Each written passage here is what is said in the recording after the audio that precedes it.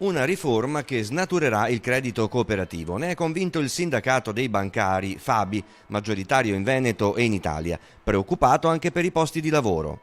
Sono già sparite le banche popolari e adesso le banche di credito cooperativo dovrebbero entrare nell'orbita di una capogruppo che diventa una SPA, però da metterla al sicuro ci sembra, a noi sindacato Fabi, ci sembra che questa adesione alle capogruppo diventa invece un controllo vero e proprio della capogruppo che avrà troppi e ampi poteri.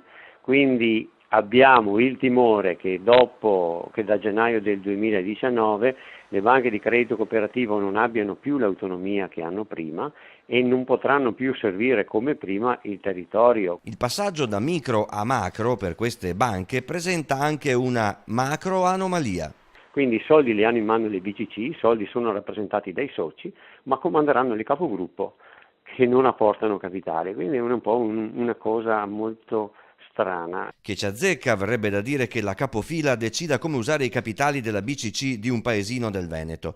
Ci azzecca con il controllo sui capitali impegnati, i prestiti, le esposizioni e alla fine il bilancio. Ma in Germania, evidenzia Azzolin, le BCC fanno una sorta di mutuo controllo dei bilanci, collaborando tra loro ma rimanendo autonome e sempre di riferimento per famiglie, artigiani e agricoltori. Cioè il 90% della clientela bancaria italiana è formata da piccoli risparmiatori, commercianti, artigiani, il 10% statisticamente è rappresentato da diciamo, le grandi aziende.